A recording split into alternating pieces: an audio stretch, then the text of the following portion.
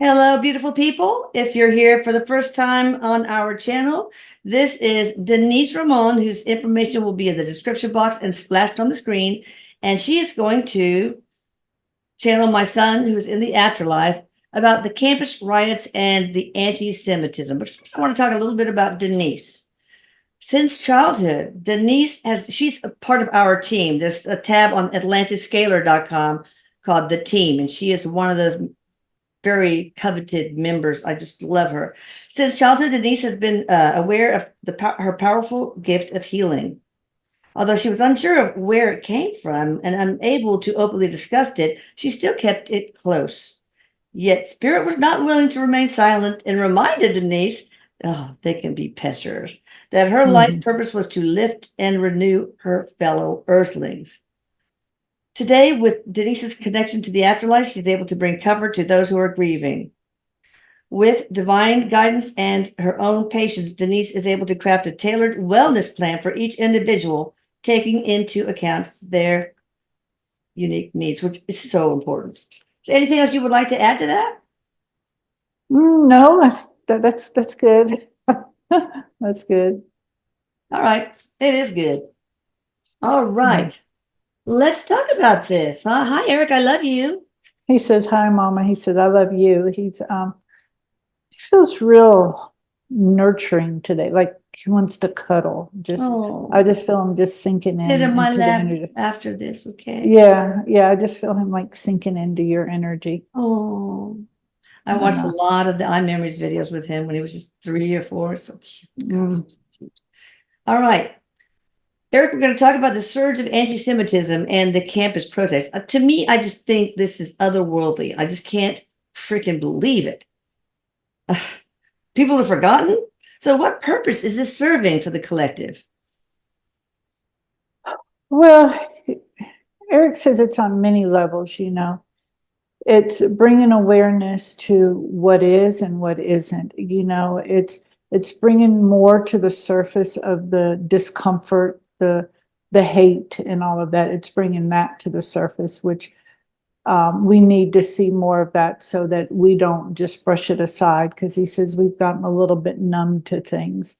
It's some things have become like the norm. He says. And then, of course, some of it is this is what people thrive in. They like this. He said, so of course Why? they're going to get involved because they haven't, it's like he says, they haven't touched base with the calmness within themselves. So they don't know what that is. So this is when things start to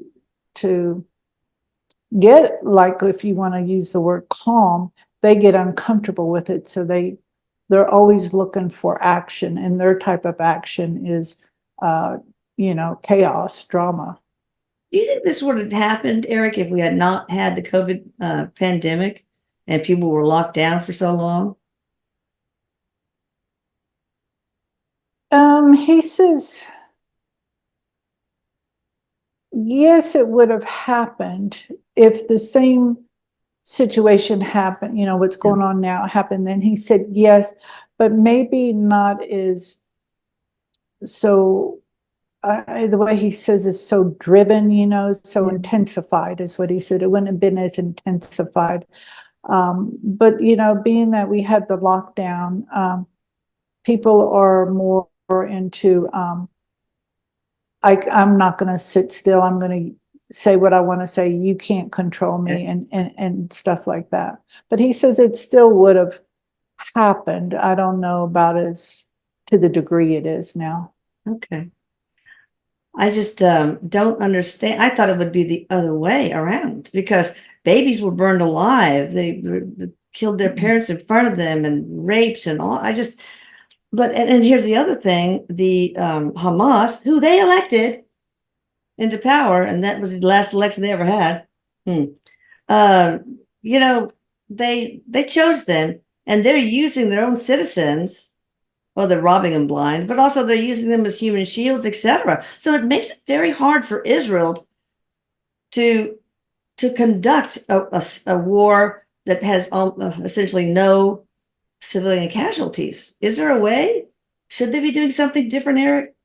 I want to look at both sides, of course. So, Well, Erik says not one side is 100% innocent and okay right, and all of I that. agree. There's, he says with that, um, and what is being told is not 100% accurate, Yeah.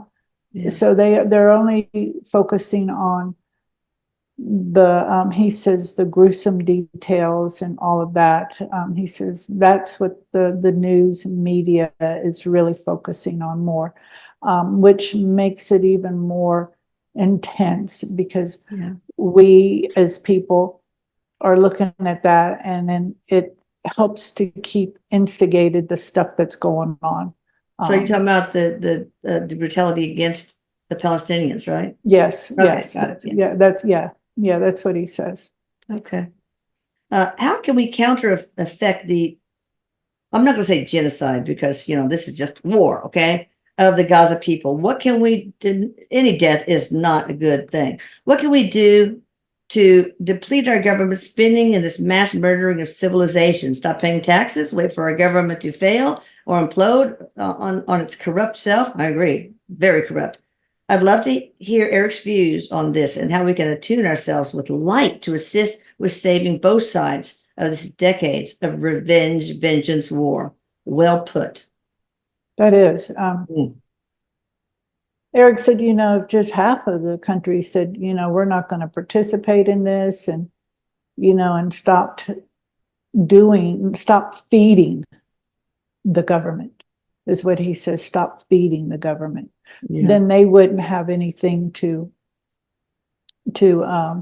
work with, and because the government is still being fed. And when I say that, I just don't feel like everybody, from what Erik has shown me, is wanting to feed the government. It's just that there's so much fear piped into that. And I do feel like the government has threatened to kill their own if they don't participate or help feed them, is what Erik is saying. Are you talking about the U.S., Israel, or both? Israel, and that Okay. yes. Wow. Now the U.S., Erik says we just need to keep ourselves out of that, Yeah. because we jump into things because we think we're going to gain power and more people on our side, because there's a lot of fear with our side about someone having too much power, like I guess the Hamas in relations That's to horrible. with Russia or whatever he's showing me, having friends with other people we don't want to have friends with. So, and then Erik says, how we as the US help is not what's helping. We help with finances, we help with military and stuff, and that is not the way to help. We're helping to fuel the problem. Yeah. We're giving financial aid to Iran, who then Yes. trains and supplies the weapons, etc. So it's just a vicious, corrupt cycle. And I Yes. just don't think we should be involved in any way, shape, or form. Um, if we have to, yes. But I think the other countries in the Middle East and those European countries close to the conflict ought to be the ones responsible for giving any kind of aid at all. Erik says you're correct, and he says they are waiting on us to help. Like, I know. and so Cheap bastards. if we would, yeah, Erik's laughing. He says they are. He says, but if we would just not indulge in offer our services, then this would cause the other countries to say yes or no that they're going to help out. So it's like everybody's riding on our shirt tail as to what they're going to do. Same with Ukraine. It is. Erik says yes, that is, because everybody is waiting to see what the U.S. will do, and it depends on what we do is what they're going to do or not going to do. They just like, oh yes, pro-U.S., but they're not doing anything themselves. So Erik says we just need to step back, and because how we're helping is we're not helping, we're fueling Yeah. the commotion, the Maybe there's a secret behind that. I don't know. Just thought of that. Popped into my mind. Maybe there's a corrupt reason behind wanting to fuel the flames on both sides. Of course there is. I just There's an ulterior motive. We're turning into a third world country anyway. So. It's an ulterior agenda, motive. Eric says agenda, motive as to why we're doing this. Probably shouldn't divulge any of that. Probably would not be safe, right, Erik? He said, yeah. The feeling shouldn't. When I read the news as peaceful, in the news, no, I'm sorry. What I read in the news are peaceful Palestine protesters, aka students, being shot at by snipers. Is there an agenda to make both sides furious at each other? We kind of said that. Since I don't hear anything about rising anti-Semitism, just anti-far right Israel protesters. I don't know that that's true, but I just don't know. I'm not saying. Is that true? Snipers are trying to. I didn't think there were any deaths during the protest, at least as far as I know. I don't watch it. I don't either, to be honest with you. I haven't watched any. I mean, I don't even pay attention to the news. But Erik is saying that I don't know that they're snipers, what Erik is showing me, but there are people who are coming in and threatening is what I feel like. I feel like there has been some violence against them, and it's some of it's orchestrated is what he says. And I say orchestrated, I mean like it's like it's a group or something that comes in and says something, that does something to the people who are protesting. It's like they want that to happen so that they can come in and it's to create fear and stuff. But Erik says it's kind of doing the opposite to the Palestinians and that who are protesting in the colleges and that, because it just makes it want to evolve even more, get bigger in that. And so I'm asking Erik, how is this different from like the Vietnam War? Because there was a lot of protests back then.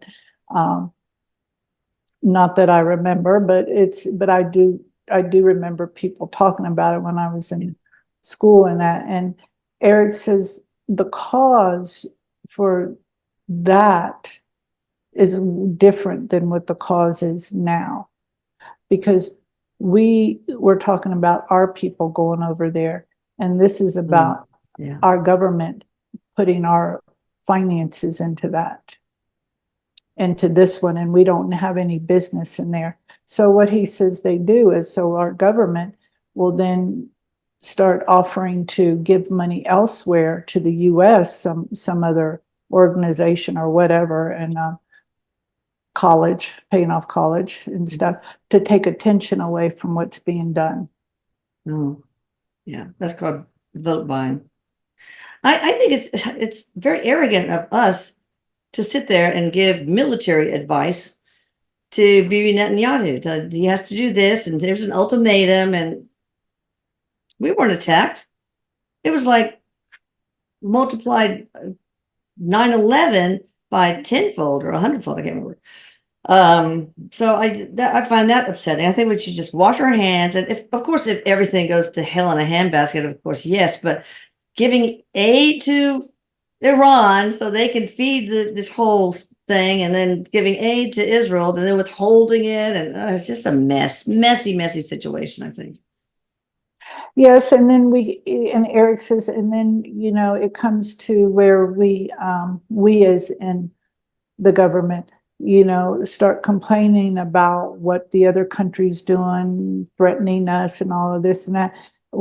He says, in reality, we're the ones that given them the money and the ability and the means to threaten us. Oh my God, yeah. Wow. So it's our money they're using against us. Who's funding all these protests? This is odd because all these signs, exactly the same almost, had popped up, and all the similar tents, and then in Hamilton Hall, there was a whole bunch of non-students that didn't even belong to the university holed up in there. So what's going on? I think the same thing happened in the George Floyd riots. Well, Erik says, as he said earlier about there's people who, I'm going to just use gangs, and that's not gang as in gangs, but I'm Like just Crips using and it. blood. Yeah, Right? it's not that. It's just Right.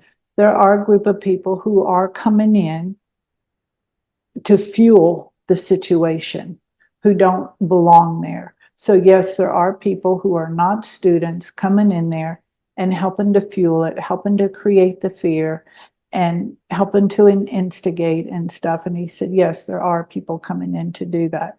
And it's to bring, to make news, so we can see, Yeah. think it's something else that's going on as well. Oh, nothing to see here. Okay, so who's is like Soros backed companies or Soros himself funding some of these protests? I mean, it takes a lot of money to hold these things, right? Erik says yes and no. He said you'd be surprised who's willing to do this, because it's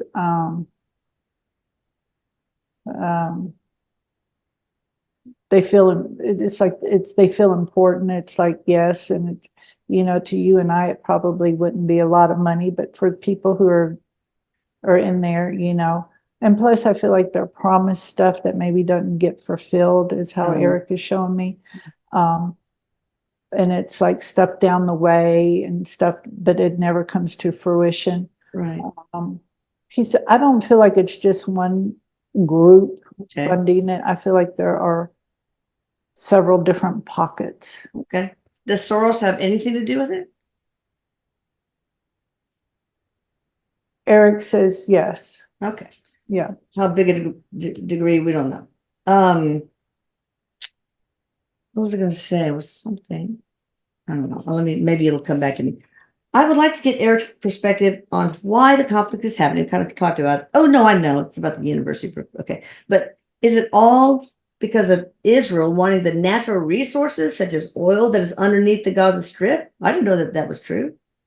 I mean, so much human suffering and turmoil. Is it really because of the money? Or is it because they felt like that war was, they were attacked, like Pearl Harbor, us in Pearl Harbor? Or both? Erik says that, of course, some of it is they feel like things have been ripped away from them and they get it back, and then now it's being ripped away from them again, and they're not wanting to give it up. There is a lot of riches over there, he said. Yeah. But it's more about some of it. There's not just one reason, but what he's showing me, it's about power. Yeah. And also too, I feel like, because he says if Israel just said, okay, you can have this and let's just stop it. Erik says, but it wouldn't stop there, because then they would come over and want to take more and more and more. So yeah, in a sense, Israel's having to stay in their boundaries, or otherwise they're just going to be being pushed down over and over and over again. Now, these university professors, the UPenn, MIT, I can't remember, Harvard, Columbia, during the congressional hearings, they could not say that it was against university policy for the horrible, hateful things said, like, put all the Jews back in the gas chambers, the river to the sea, kill all the Jews. I'm going to go kill everybody, all these Jews. I mean, that is hate speech. And, so why couldn't they say, yeah, that should not have any part on our campus? So the professors were saying that? Yeah, the heads of the presidents. And some professors. Wow, wow, wow. They couldn't commit. Wow, they were saying that. Wow. Yikes. It's kind of like political correctness, maybe, or maybe that, I don't know. But look, a lot of, I shouldn't interrupt, but this may be important in what Erik has to say. a lot of the Middle East countries like Qatar and I can't remember, Iran, maybe they give a lot of money to these universities and they send students over. They do a lot of send them a lot of dough. And I don't know if that has anything to do with it. Yeah, and first of all, I want to say you weren't interrupting because I wasn't talking. Okay, thanks. And because I know people say some really butt ugly comments. Yeah, so who cares? you weren't interrupting. Okay. So Erik says that some of the people who spoke their mind felt like they were protected and that they could say whatever they wanted to say. Mm. And he says, you are correct about money being fueled into these universities, because they do. And if we think that it isn't happening, we're absolutely wrong, because it is happening that way. They fuel a lot of money so that people can come over here and go to school. So yes, and Erik's not going to give me too much information other than that some of the people who's made really hateful comments like that felt like they were protected, and it's almost like, please say this for us and we'll protect you, and they were not. So they did what Erik says, and I don't know this for sure, I'm sure you're the listeners, but Erik's telling me these people that spoke like this lost their jobs. Wow. They I were think fired. that people who say this, if they are here on a student visa, tear up the visa, send them back home. Absolutely. No place in America. Yes, free speech, but not hate speech. No. Well, and I don't think we should be accepting money from any kind of country that is not our friend. Correct. I don't know which ones those are, but correct. Whatever. But when it comes to money, and that's not just universities, but because we're talking about that, Erik says, the universities accept money from places that probably are less desirable because it funds their athletic department or some, so they take money knowing that this person is a pedophile or knowing this person is this, but because it gives them money and it allows them to look more prestigious and stuff, so they accept the money, and they aren't thinking about anything else, because the people here that are thinking about the money, there's someone else also saying you need to make more money. So there's always somebody on top of that one, just forcing. So it is all about the money with that. Yeah. So we kind of answered this: why our school campus is allowing this hostile behavior. Follow up to this question: is the hundreds of millions of dollars the school have been receiving from Qatar and other Islamic countries going to always control who they hire and how they behave? Let's answer that one, I guess. Are we going to cut off those funds eventually?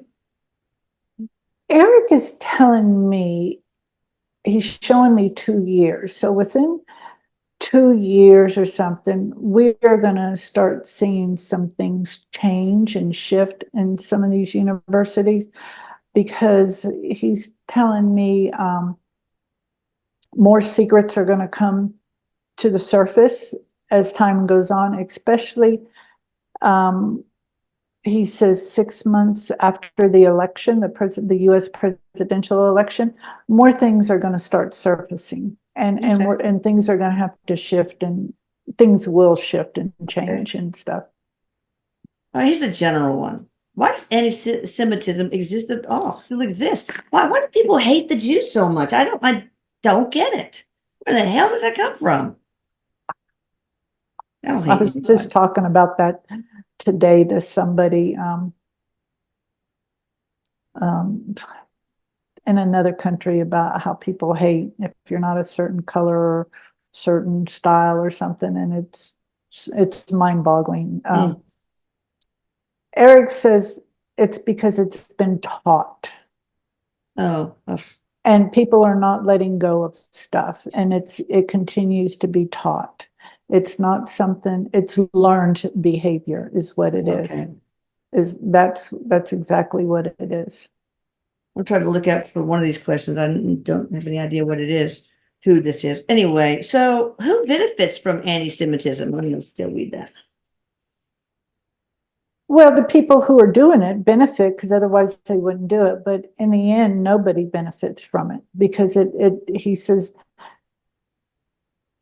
it's the circle. He's saying the universe, what you give out, you get back. And even though it doesn't feel like the other side is getting their own medicine, he said it does come back. There's a thing called illnesses, diseases, and they have tragedy. It does come back. And he says, we're at a time now where things are shifting in that, and Erik is saying people are going to say, oh no, there's stuff about the Jewish people that they're corrupt, they're this, they're that. And Erik says,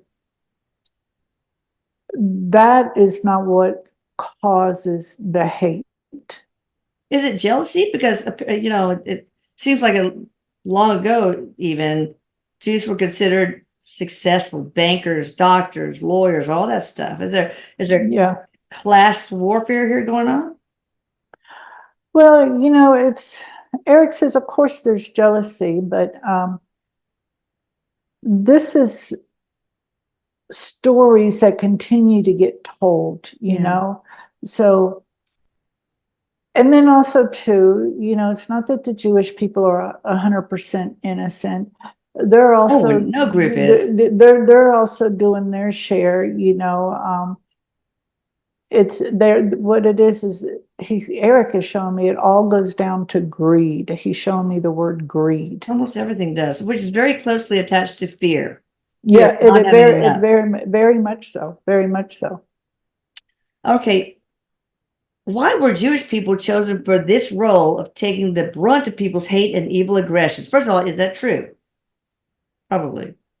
Well, yes, but there's other groups. See, the Jews right now, the Jewish people right now are this is what we're noticing, but Erik says there are other races who have suffered tremendously. Yeah, look at the blacks. That's what Erik is showing. Look at the Native Americans. I mean, that's true. And the African people, in Africa, how, and all of that, and so Erik says it's not, and Erik says that stuff still is going on, but the spotlight is on the Jewish people and the Hamas and all of that. So we're not listening to all that other stuff, but all that other stuff is still going on. Genocide is just awful. Yeah. God. Okay. Is it because wherever they go, they find a way to adapt and succeed, and this creates envy? I think that's partly true, but I don't know. What do you say, Erik? Erik says, he says it's more than that. It's more than that.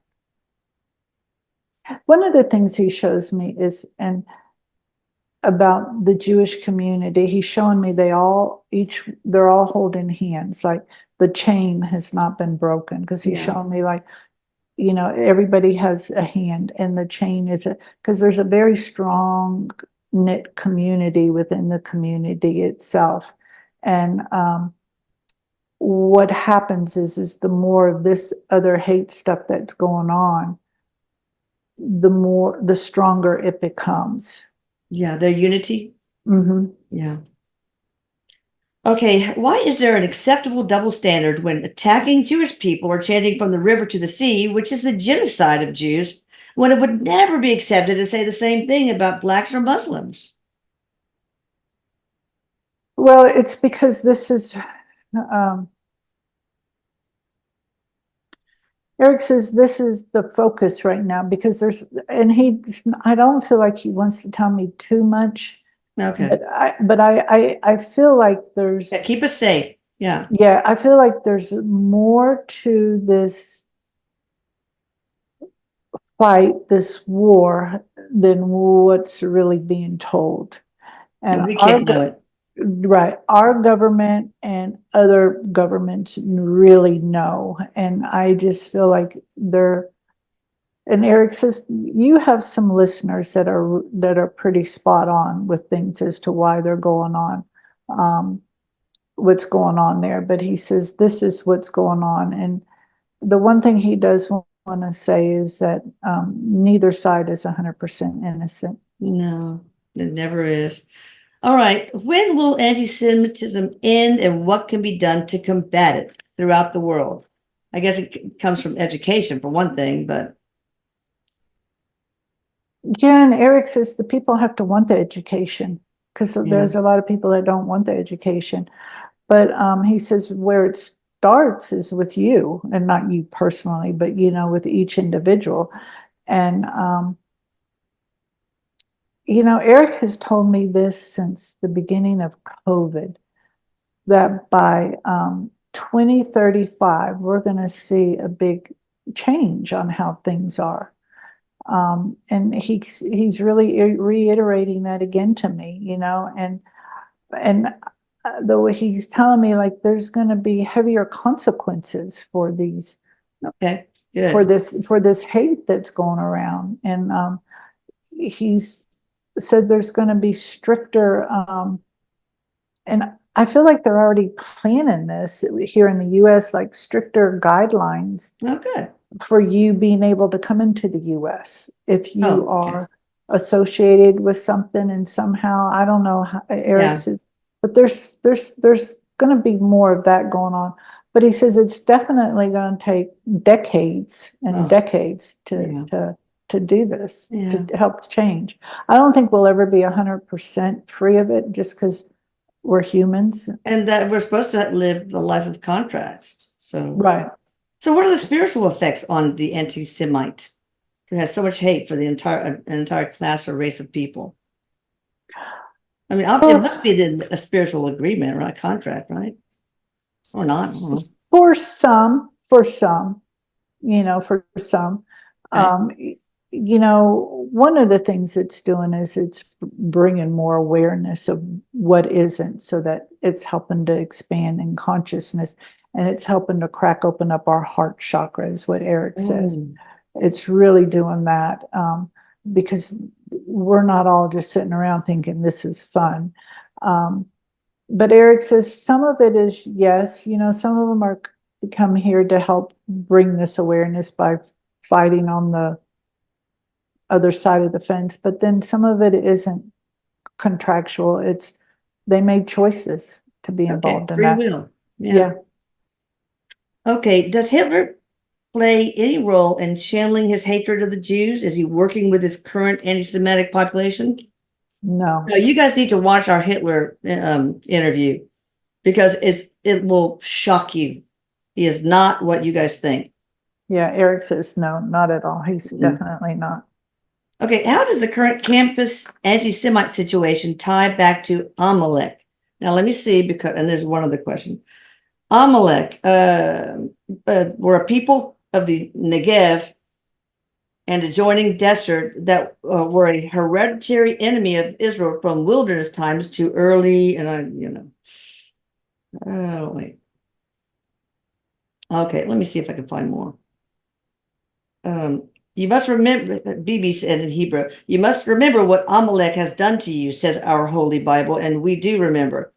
There are more than 23,000 odd verses in the Old Testament, the ones that was basically a long history of being, I think Amalek were Arabs that killed a bunch of Jews. I don't know. I will punish the Amalekites, Samuel says to Saul, for what they did to Israel when they waylaid them as they came up from Egypt. Now go attack the Amalekites and totally destroy all that belongs to them. It almost sounds like the same thing that's going on now. Do not spare them. Put to death men, women, children, and infants. So yeah, fighting fire with fire. They kill us, let's go kill them. Ugh, we never learned. Well, you know what Erik was just telling me while you're reading that? He says, one of the things that we're doing right now is we're healing a lot of ancestral types and stuff right now. Both sides, all of us are in our own way, but they are healing ancestral and DNA stuff, ancestral stuff is what they're doing. And as you're like, remember and stuff like this, and Erik says, what they're doing is they're helping to clean this out, you know. Of course, they're doing it the long way by fighting fire with fire, but they're getting to see what their work is doing, how it's causing so much pain. Because when one causes a lot of pain, the other one comes over and wants to cause a lot of pain. Because Erik is telling me both, I feel like he says both sides are doing a lot of torturing with people, you know, like really hurting them and not doing right by them and stuff. So there's a lot of that going on. But Erik says it's hard to see it as this, but they're really helping to clean up their ancestral stuff that's going on. Good. Clean up on aisle 5. All right, last question. And Dorit calls this the $1 million question. These last ones have been hers, several. What will be the outcome of all this hate and violent aggression aimed at the Jewish people around the world by so many Hitlers? Well, what's going to be the ultimate outcome? You said it could be decades, but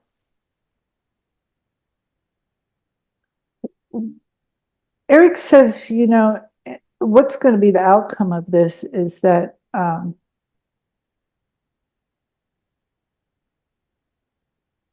over there in Israel, it's like they're going to be their own island, even though it's not an island. I know it's not an island. Yeah.